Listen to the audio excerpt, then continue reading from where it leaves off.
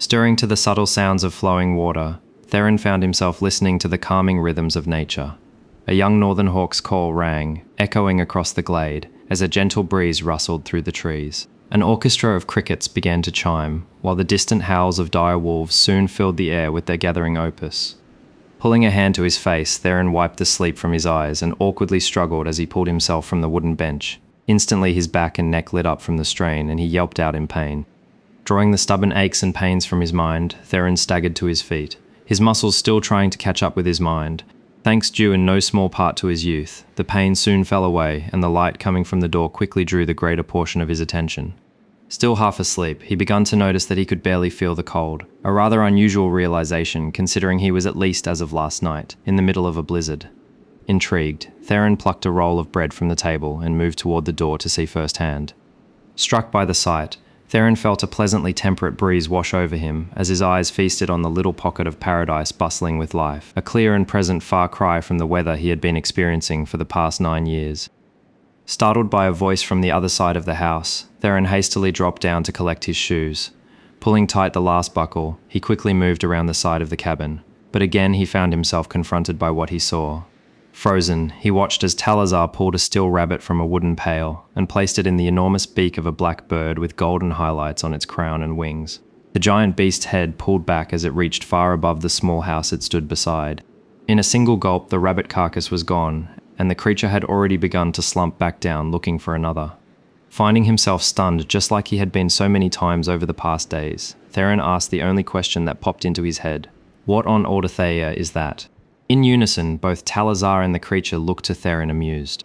He's an Aethan, but I just call him Tharn. Therin continued to watch in delight as the Aethan reached back down, taking another rabbit from Tal'azar's hand. Tharn seems a little on the chin, don't you think? Tal'azar smiled as he spoke. I don't know about that, but he seems to like it. Supporting the assertion, Tharn looked directly at Therin with what he could only assume to be a grin on his face. Taking the last rabbit from the bucket, Tal'azar pulled himself back and tossed the carcass far up into the air. With a swift and deadly grace, the great bird plucked it from the air with the very faintest of efforts.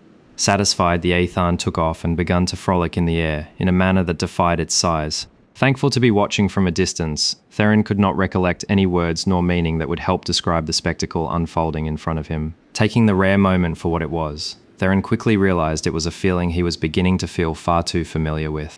Attempting to pull Therin from his silence, Tal'azar moved beside him.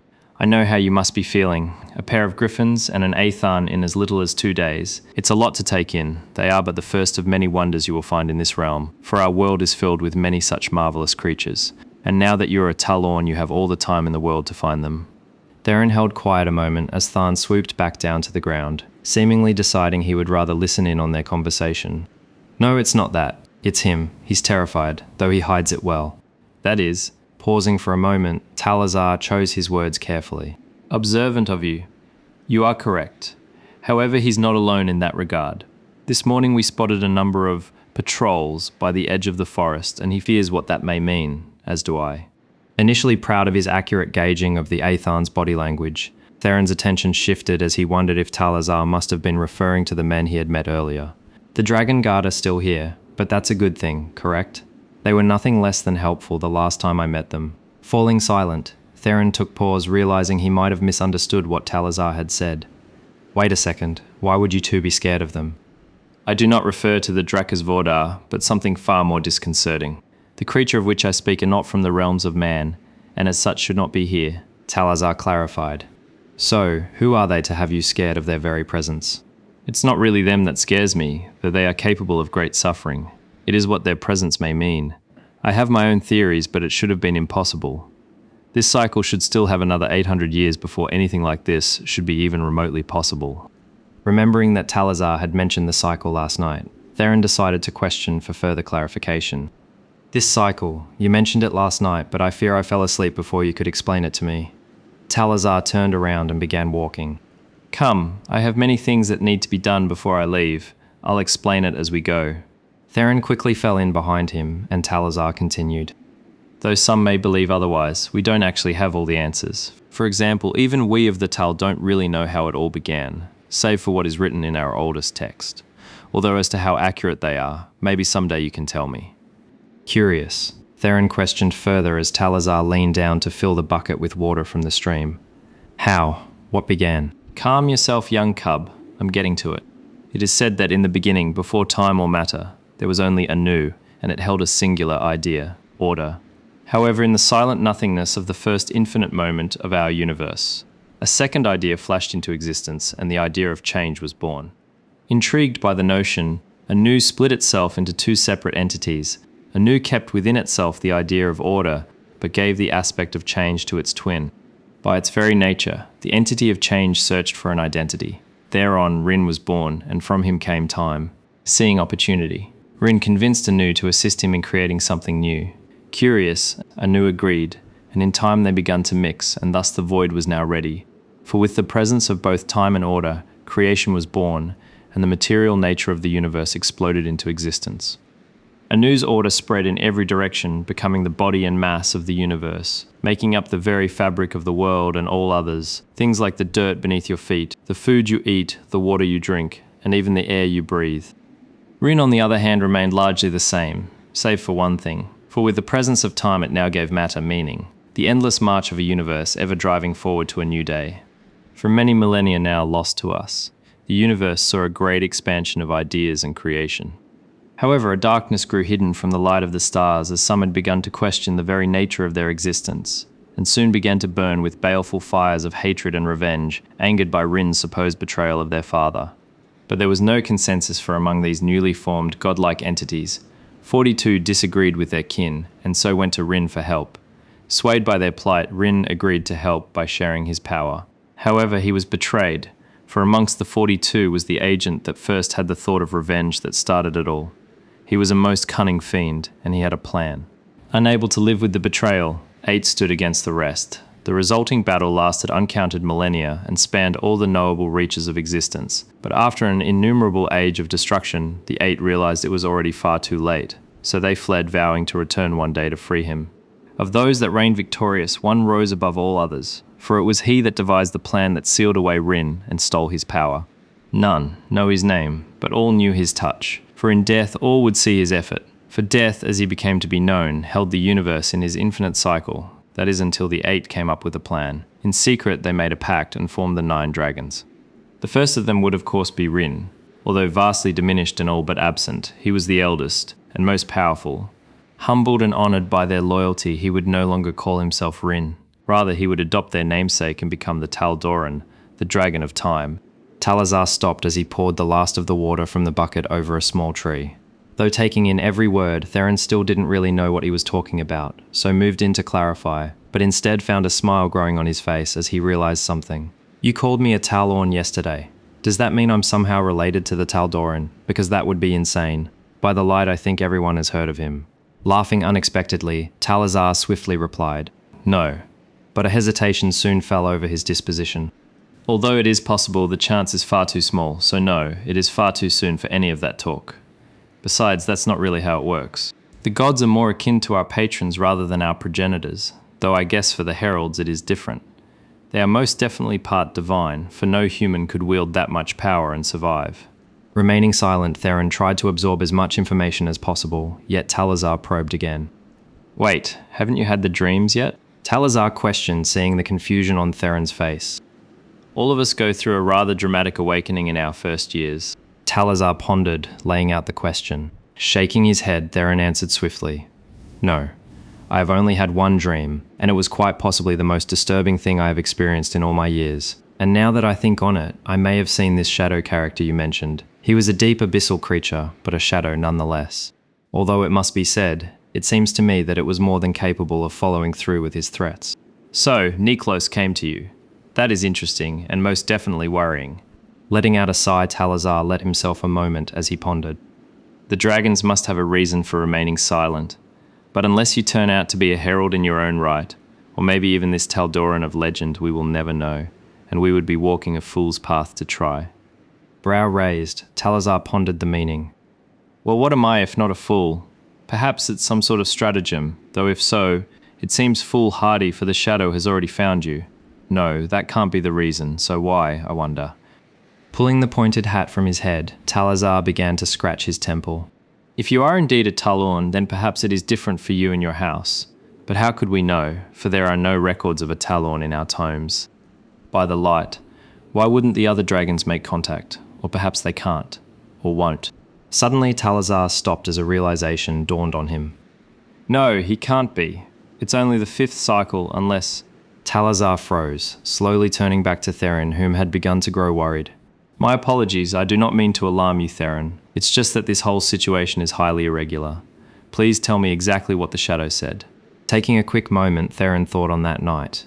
I can't remember his words exactly, but I do remember him claiming that I'm not my father's son, which is clearly ridiculous. He also questioned whether I might be the Tal'Darin, but then quickly rejected the notion. Although it pains me to admit, his words felt like a blade that injured what little pride I had left. For even though I too thought it ridiculous, seeing the monster reject the notion so swiftly, and without thought hurt more than it should. Is that all? Thrown by the sudden yet firm voice, Therin forced down his unease and continued. Almost, yet there is one more thing. At the end of the encounter, the shadow became suddenly infuriated, almost hysterical actually. Suffice to say the shadow formed a scythe from its own form and flew into a rage. But instead of me being skewered like you would expect, the blade collided with a barrier of light that formed in front of me. Then before he could attack again, a blinding light flashed all around me, and I awoke. What that means I have no idea. Oh, and there was bells, really loud bells. Letting his words hang in the air, Therin attempted to gauge Tal'azar's reaction, but found only silence in the air. Any ideas? I'm not sure. Your recounting of the event just raised more questions. Though I must say that I'm curious why the shadow would mention your father. Do you mind telling me his name? My father's name is Aganor Ald'rune. Also, I learned recently that he served as captain of the Dragon Guard back in the day. Really? That is indeed interesting, and the name sounds familiar somehow. Tal'azar stopped a moment, trying to remember. Your mother, is her name Isabella, by any chance? Getting defensive, Therin hesitated in reply. Yes, Isabella is my mother. I feared as much, I do remember the name, though it is not the name I knew him by. To me he was Tal'anor, and to the greater Tal he was the herald of Talvexos, the dragon of the northern winds. It's strange now that I think of it, but it was in fact his disappearance that drew me here in the first place, and it was the continued mystery that surrounded his absence that kept me here. But now it is more important than ever that I must return to the council and relay to them all I have learned. Therin, you should come with me. There's a lot you need to learn about yourself and your newfound abilities, and truly I cannot think of a better place for that to be done than with the Tal. Tal'azar finished, forcing a smile in hopes of swaying Therin's misgivings, but more importantly decision. I imagine Tal'anor would want it so. Therin didn't have to think on his answer for long, but he held quiet a moment longer to make it seem like he was truly considering the idea. I'm sorry, Tal'azar, but I have family in Roland's Gap I can't leave behind. Watching carefully for Tal'azar's reaction, Therin then changed the subject. Tal'azar, about my father. Therin paused a moment, finding himself frozen by the very summoning of his father's memory. I was there when he disappeared. We were in this very forest 9 years ago hunting when something attacked us. Something that looked like ice but moved like a man. My father told me to run while he held them off. Feeling the pain anew, Therin did all he could to hold back the tears. That was the last time I saw him. Tal'azar stepped a tad bit closer as he placed his hand on Therin's shoulder. 9 years, you say? That is bad. If they have been here for that long, I wonder why I have only just begun to see them now, unless... Tal'azar turned, returning to the house, speaking as he moved. Go to your family, Therin. I fear the king's forces are ill-equipped for what is to come. Wiping the lone tear from his cheek, Therin followed closely, his heart pounding in his chest. Why? What is going to happen, Tal'azar? Tal'azar stopped again as he stepped inside the door. If the Ildari have been here for 9 years, as you say, they will be far more prepared than I thought, and as such, they could be here in far larger numbers than I could have ever imagined. Wait, are these Ildari the Icemen that killed my father? Therin inquired with anger in his eyes. Yes, but I doubt they could kill a herald so easily, especially when he would be far more useful alive. Now that I think about it, if they found a way to use his power, it's possible they could have passed an entire army through the fissure. Tal'azar turned again, speaking to himself. That would mean the cycles must be ending, and the convergence is upon us, but that's impossible. There should still be hundreds of years left before that. Wait, no, it can't be. Yet all the signs are aligning, so they must mean something. Shaking the thought from his head, Tal'azar refocused on the young man in front of him. I'm sorry, Therin, but I must take my leave and report what I have seen to the council, for I fear time is running out. and much sooner than any of us could have predicted. Therin chased after Tal'azar as he pushed his way through the house.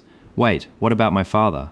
If he is still alive, we must save him. Tal'azar froze and turned to face Therin. No, you must go to Roland's Gap to save your family. But Therin, while you are there, please warn the prince that I was wrong. Tell him that I fear an army in the hundreds of thousands could soon march from the Amberwoods. Tell him that he must evacuate Roland's Gap and retreat south. Make them chase him to the capital, for I fear it's the only place that can hold the Ald'rune back long enough for the king to muster his armies. Tal'azar stopped again, making sure he held Therin's full attention. Therin, please heed my words well, for the dragons have placed you here with me in this moment. And while you may not be the Tal'dorran, I see a greatness in you I have found to be rarer than all other.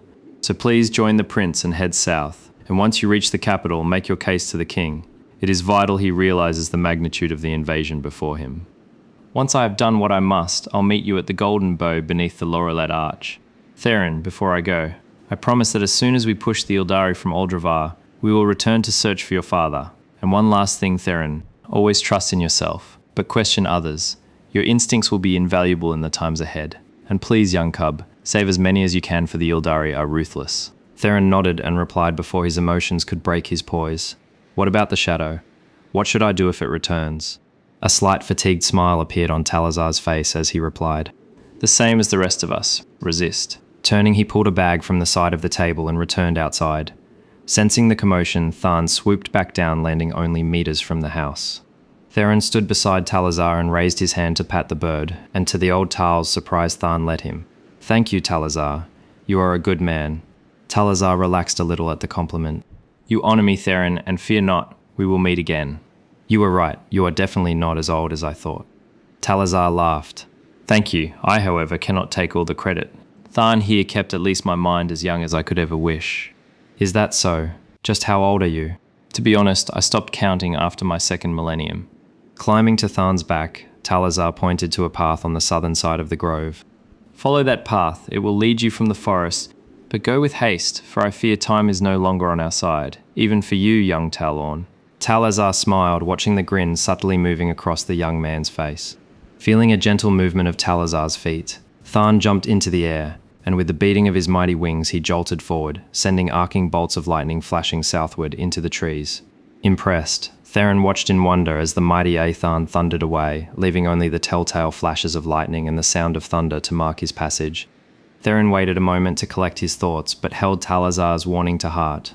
Gathering food and water, he headed south along the path, his mind ever racing at the thought that just maybe he could be the Tal'dorran of legend. And in that moment, a flicker of hope was rekindled, for if he were, just maybe he could return and save those that he loved.